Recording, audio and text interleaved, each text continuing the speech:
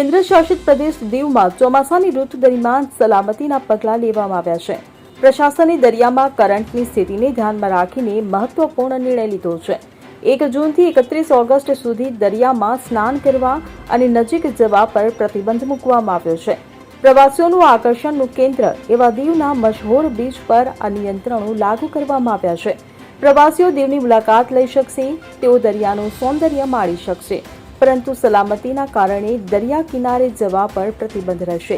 આ 3 મહિના દરમિયાન પ્રવાસીઓએ દરિયાને દૂરથી જ નિહાળવો પડશે. પ્રશાસનનો આ નિર્ણય પ્રવાસીઓની સુરક્ષાને ધ્યાનમાં રાખીને લેવામાં આવ્યો છે.